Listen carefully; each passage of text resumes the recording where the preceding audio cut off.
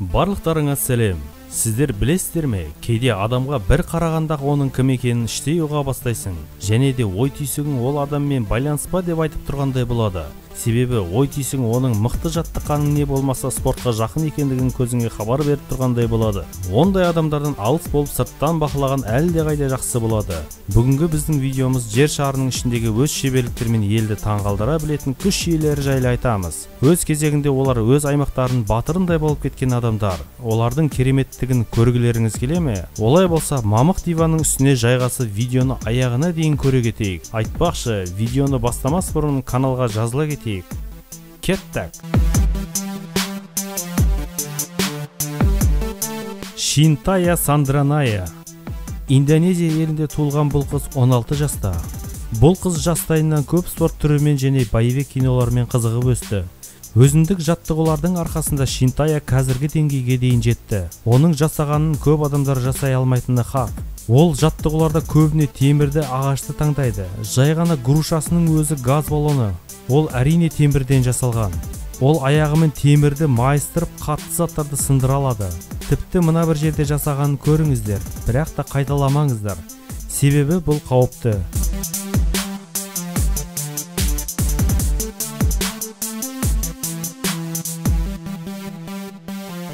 Қыз Брюс Ли сияқты бір саусақпен де отжимание жасай алады.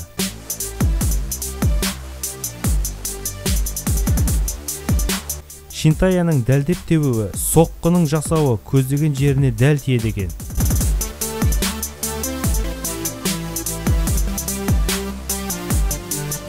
Гига Огуру. Бұл жігіт өзін ниндзямын деп атайды. Және оның айтқаны дұрыс дегім келеді. Гига спортпен жастайынан айналысқан. Оның ата-аналары оны 4 жасында таэквондоға беріп, содан бері әлі спортпен тоқтамастан айналысып келеді. Ол жалғыз бір спорт түріне қалған жоқ. Таэквондомен қатар тай боксында меңгеріп жүрді. Осы екі спорт түріне 10 жыл уақытын арнады.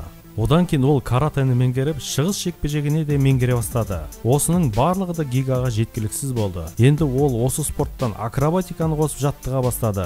Акробатикаға паркур түрін қосты. Енді ойлап көріңіздер, Гига таза компьютер ойындағыдай ассасин деуге болмай ма? Әрбір секунд санаулы екенін осыдан ақ түсінуге болады. Гиганың стилі адамды таңғалдырады. Бірақ та әлеуметтік желіде хейтерсіз болмайды ғой. Желідегілер бұның бәрін жекпе-жектік кезінде қолдана алмайсың деуден жалықпады. Мына көрсеткен элементтердің барлығы дымға жарамайды деп жазды. Гуру камерамен жұмыс жасайды. Бірнеше соққыны ол бар болғаны 2-3 секундта жасайды екен. Ақымақ адам болмаса, жай адамдар онымен жекпе-жекке шыққанды жөн көрмейді. Мына өмірдің темір адамы.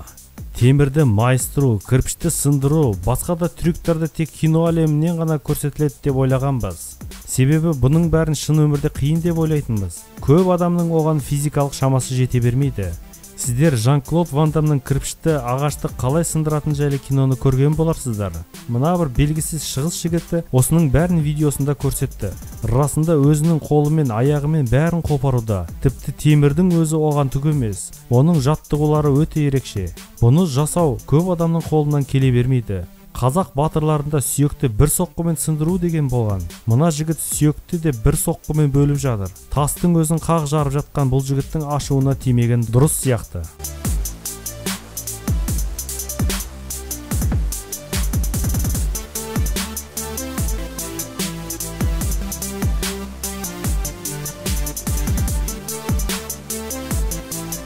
Шин Ян Мин. Бұл тізімге шығыс жекпе-жегінің манақтарын қалай қоспаймыз? Шин Ян Мин жанұясында 9 баланың 7-шісі болды. 5 жасынан ол Шаолин манақтарымен бірге жаттығуларды үйрене бастады. Сол уақытта ол қабылданған ең жақсы манақ болды. Ол жерде ол кунг-фуды меңгеріп, басқа да шығыс жекпе-жектерін меңгере бастады. Өсе келе ол бірнеше мәрте шығыс чемпионы болды. 1992 жылы оны Америка құрама штаттарының жекпе-жек спортын ұйымдастырушылары қонақ ретінде өз өнерін көрсетуге шақырды. Шин Ян Мин Америкадан қайтқысы келмеді. Бірнеше күн өткенде ол жасырын түрде қонақ үйден қашып шығып, таксиға отырғанда оның тілін ақш азаматы түсінбеді. Ши қол арқылы ымдап түсіндірсе де, түсінбеген ақш азаматы сол мезетте полиция қызметкерлерін шақырды. Ши полиция қызметкерлеріне бірнеше өзі туралы журналдарды және куәліктерін көрсетті. Полиция қызметкері такси жүргізушісіне жақын маңдағы Қытай мейрамханаларына апаруды ұсынды. Бірақ та шығыс халқының диалекттері көп болғандықтан Шиді ешкім түсінбеді. Біршама Қытай тілін білетін Ши қағазға жазып тілдесе алды. Кейініректе Ши Нью-Йорк қаласына барып, Шаолин кунг-фу залын ашты және сол жерде ұстаздық етті. 1992 жылдан бері көптеген білімгерлерді үйретті. Олардың ішінде атақты кино жұлдыздары да болды. Ши бір мезетте газет беттеріне де, теледидарда да және де радиодан да түспеді. Атақты ұлттық жағрафия телеканалы да ол туралы деректі фильмдер түсірді. Осының бәрі аз болды ма, ол кино саласында да өз үлесін қосып үлгерді. Даниело Данджело 16 жаста. Оның қару-жарақты оңды-солды қолданудың өзі кәсіби әскерлерде таң қалдырады. Бұл қыз пистолеттен бастап дробовикке дейін оп-оңай қолдана алады.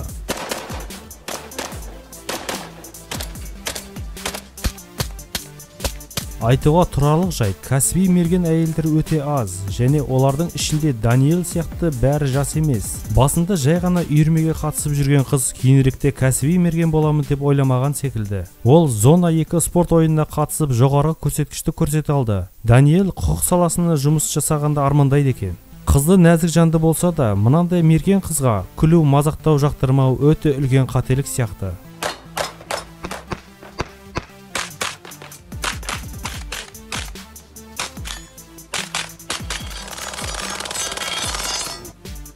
Вито Пирбазари. Оның жүзі қорқынышқа толы, дене бітімі үлкен, бойы 192 см. Беті жүзі қара сақалы бар бұл жігіт біздің тізімге де ілінді. Бұл немістің фитнес-блогері. Оны мускулатура адамы деп те атауға болады. Себебі Вито негізгі бодибилдер және оның кішігірім актерлік қабілеті бар. Мына жердегі фотосессиядағы түріне қараңыздар. Актерлік шеберлігін осыдан түсінуге болады. Вито өз жанкүйерлерін әрқашан қуантып тұруға тырысады. Ол жанкүйерлеріне тамақ пісіру блогымен, спорт блогымен, өз өмірі жайлы блогтарымен қуантады. Витода жанкүйерлер өте көп. Әрине, Криштиано Роналдо сияқты көп емес. Лукас Новотный. Егерде сіздер Ханзада Жумонгтың, Робин Гудтың, тіпті Властелин колесіндегі Леголастың таланттары тек кинода деп ойласаңыздар, сіздер қазіргі заманның мергені Лукасты білмеген боларсыздар.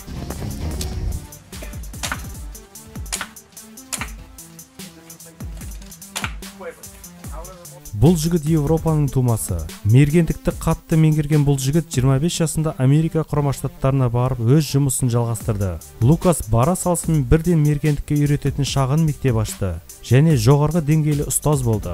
Садақ ату жағынан ол өте шебер. Аттың құлағында ойнап жүріп бір қарағандақ нысананы дәл көздей біледі. Айта кететін жайт, ол садақ жасау шебері. Көне жәдігерлерге кіретін садақтарды да жасай алады. Лукас садақ тарту жағынан спорт шебері.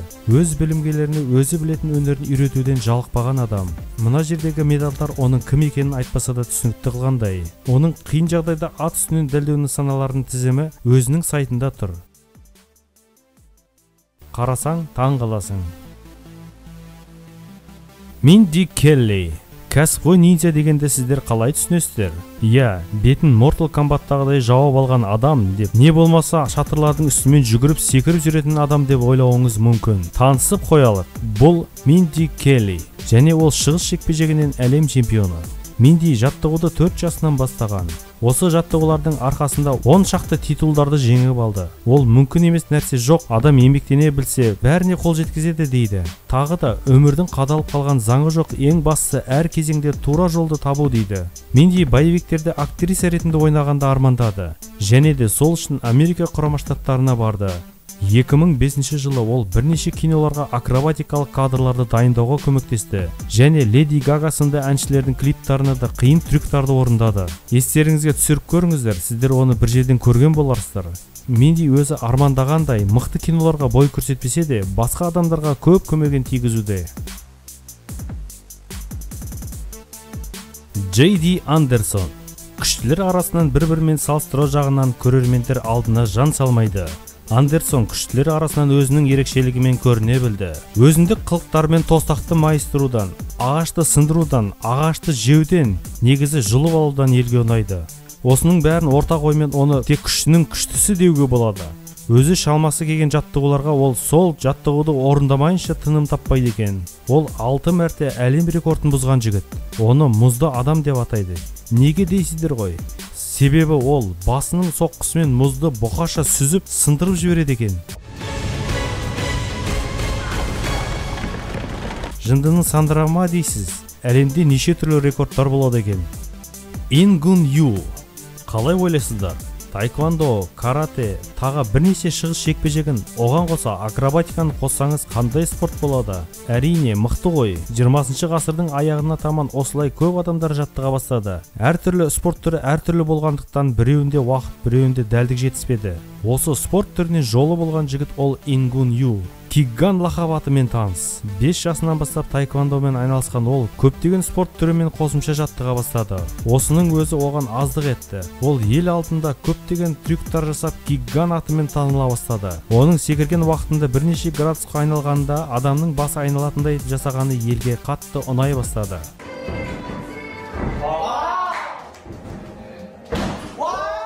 Бүгінге осы достар. Егерде видео ұнаса лайктарыңызды баса кетіңіздер. Каналға жазылуды ұмытпаңыздар. Егерде осы видео 1000 лайк жинаса, екінші бөлімін жасаймын.